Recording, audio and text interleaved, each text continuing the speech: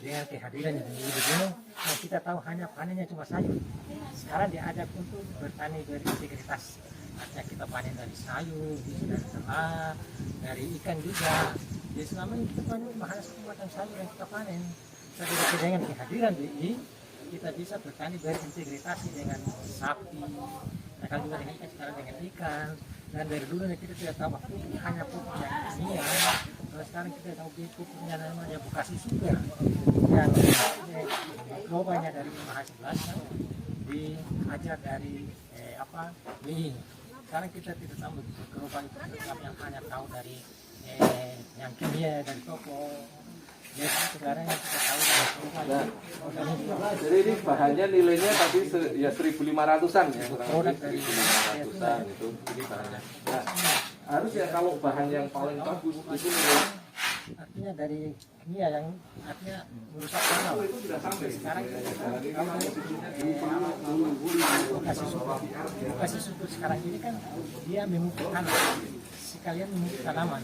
Tapi pupuk kimia yang kita beli itu ya hanya memupuk tanaman, tapi merusak tanah. Sekarang dari asam, tanah dari keras, tapi Bekasi Sugar ini bikin tanah jadi subur, lama-lama tambah bagus lagi, jadi tidak akan rusak. Jadi kalau pupuk yang organik itu yang dibuat dari pabrik tersebut, dia merusak tanah. Dari makin tahun makin banyak kebutuhan makin banyak pupuk. Tapi yang pupuk yang dibuat ini yang dihasilkan ini makin tahun dia tumbuhannya bukan meningkat tapi menurun. Tapi yang kalau dari separuh pupuk ini kemudian makin tahun makin meningkat. Tapi tulisannya hanya menunjukkan tanaman lama-lama karena akan menjadi rusak. Jadi yang sebelumnya Pak Bersana menggunakan itu.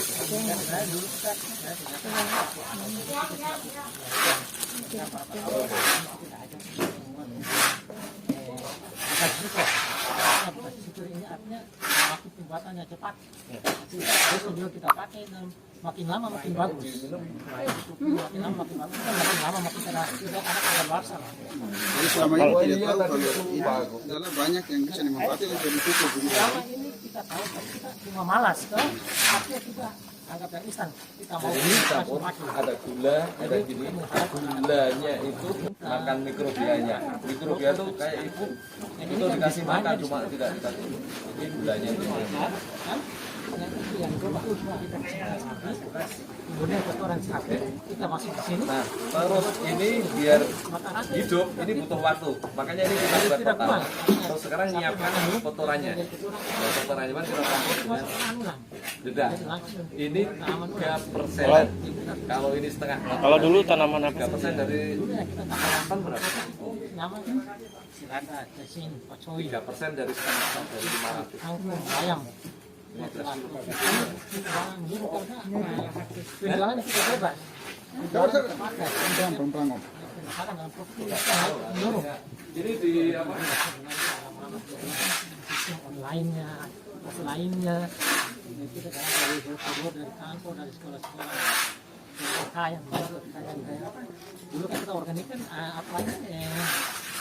malah konsumennya menengah ke atas. Tapi kita harapkan menengah ke atas kita harus menyusun sayurnya. Jadi dengan adanya bahannya kita beli, hanya kita artinya sayur kita akan lebih murah lagi karena kita tidak mengharapkan pembelian dari toko. Karena pupuk ini makin hari makin meningkat, harganya meningkat. Tapi yang kita buat ini kan sistem kita.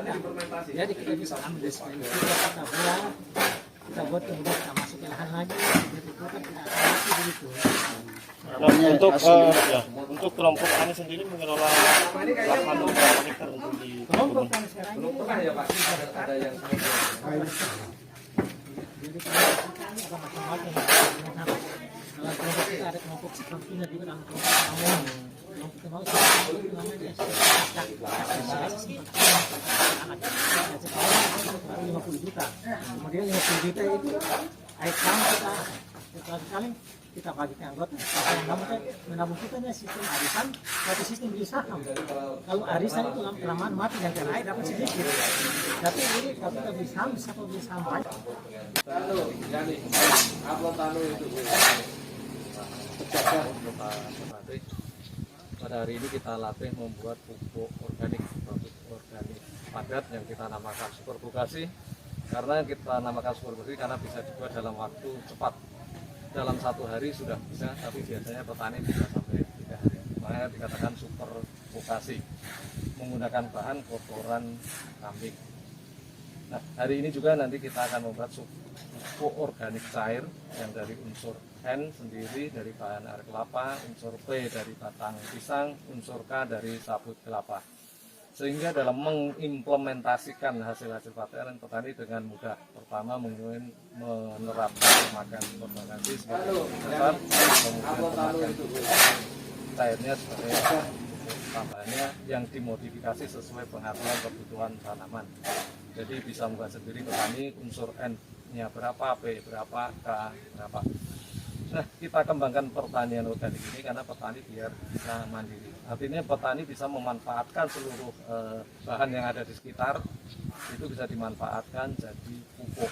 Kita tidak perlu tergantung pada pupuk kimia, di mana pupuk kimia ini sekarang sudah semakin dikurangi, subsidinya semakin dicabut sehingga petani. Nah, ke depan harapan kita petani itu bisa mandiri, tidak harus pergi kemana-mana, tidak perlu keluar biaya, tetapi petani dapat mendapatkan hasil yang lebih banyak, yaitu dengan menerapkan pertanian terintegrasi.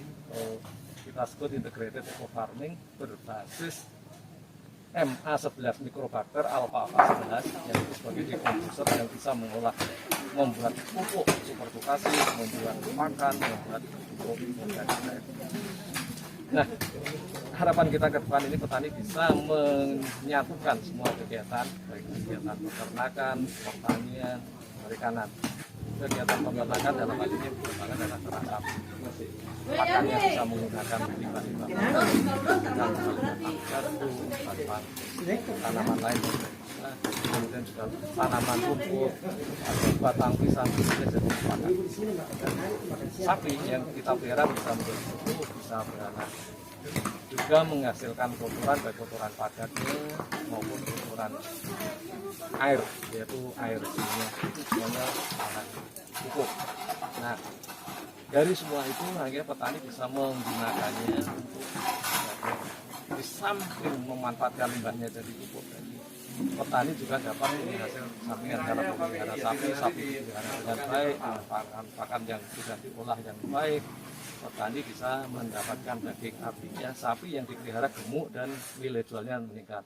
Sapi yang dipelihara beranak pianak akhirnya mendapat anak sapi. Jadi petani mendapat keuntungan daging sapi, anak sapi, inilah yang dikatakan pertanian terintegrasi sehingga itu lebih efisien, lebih murah.